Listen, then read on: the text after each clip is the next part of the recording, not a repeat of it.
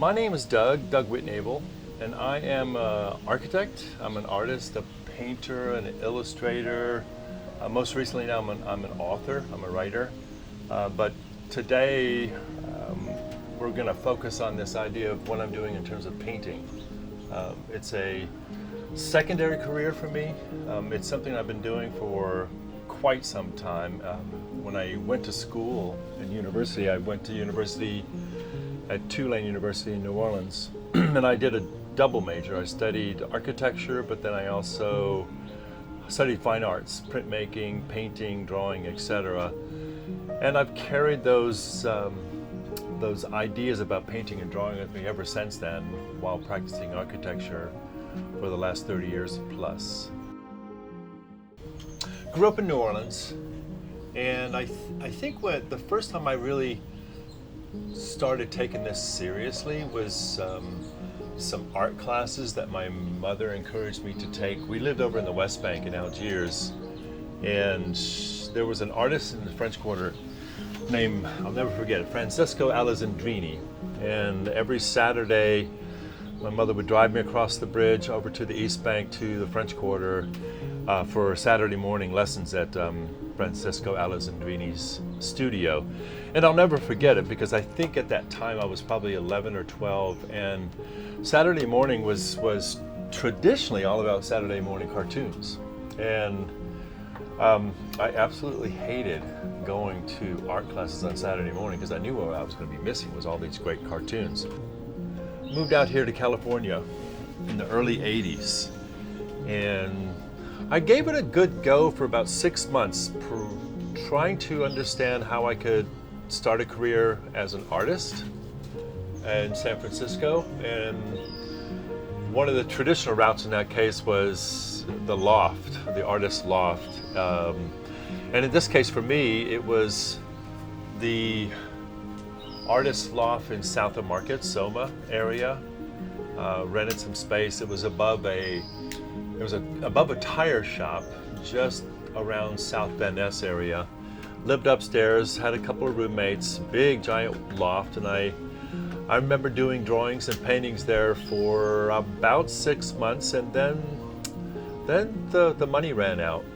And that's when I realized, well, maybe I realized a little bit earlier, but that's when I realized that this was going to be a tough go. So switched my focus a bit and polished the resume up and started looking for jobs in the architecture field, and landed my first architecture job and took off from there. So subsequently, I've been practicing architecture for quite some time with the art or the painting side as a sideline passion that I've been carrying through for many, many years. And now I'm not practicing, or at least working for an architect per se. I'm still an architect, but now I'm focusing probably about 80%, 70% of my time now is all about painting.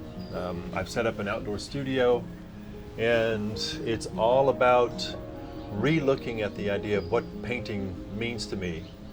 And now I'm relishing this time that I have spent out in this outdoor studio. The weather's perfect, the paintings are getting bigger, and we'll see where I go next. Not only do I work on the large pieces now, but I've been doing sketchbooks for many, many years, and I want to just take a look at some of those. I'll start with some of the older ones. This is look like Hue, Vietnam, and Oaxaca. I think the ones in Vietnam were probably back in the early 90s. These are basically sketches done on site. This was mostly over in northern Vietnam, up in Hanoi and Hue. And yeah, there's the city of Hue. Little map. I like to do maps to put myself in places and understand where I'm going. Later on, I think there was a trip up to Oaxaca and Escondido, and that's where they're either done in watercolors or there's some drawings that are done in sketchbooks. Oaxaca has this really cool aqueduct that runs through the city, and It's almost like this beautiful stone line that runs all the way through the city down to the heart, or the Zocalo, the square, the main square. So that's the black and white sketchbooks. What I'm looking at, what I'm really focusing on now is I've been moving from watercolor. I'm doing a lot of gouache paintings now. I'm not an expert, but I'm really intrigued by the colors that I'm able to achieve when I'm doing, say, a gouache painting. What's nice about gouache is it is essentially a watercolor, but it's got a lot of pigment floating in the medium itself. And so in this case, what I'll do is I'll go to a site, and this was done, let's see, let me find that drawing.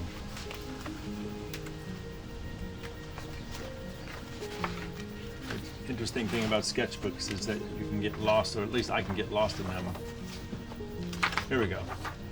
This was the scene. This is on the Gualala River, just off the Pacific coast. This is Highway 1, the bridge going across. So in this case, it's a study that was done using an ink pen, and then from that, I would turn it into a gouache painting. Usually the ink studies maybe about 20 or 30 minutes, and then the gouache itself this can range between 20, 30, 40, sometimes even up to 45 minutes for the gouache. But what I'm finding with gouache is that you get this really beautiful density of color and density of pigment that you don't quite get in something like watercolor. Here's a case of the landscape just about a mile away from here where I live, over in the landscape of the Aquilanes Ridge. And again, the gouache really tends to capture a lot of that in terms of color. What I also do is, when I do those sketches, I try to capture them, and this book here is just a summary of a blog that I do called Drawing on the World, and what I try to do is at least once a week, maybe twice a week, I'll capture those drawings and then do a little writing about each one of those. And this is Drawing on the World. I think this is, oh gosh, it starts off in 2009 and it goes to 2014. So there's 7 more years of drawings that I need to put together. Instead of doing that now, what I'm doing, I just did this new little booklet. It's I published this on Kindle, on Amazon Kindle, and it's what I call a slim little volume. It's 20 drawings from Japan. These are all drawings that were done in the last, I think, from 1990, mid-90s till today. And these are all done, the ones that I've got in here, most of them were done on the iPad. Most of them were done as digital illustrations, digital sketches. I do the buildings, I'll do the different sightings. This is up in Kanazawa, over in the Noto Peninsula.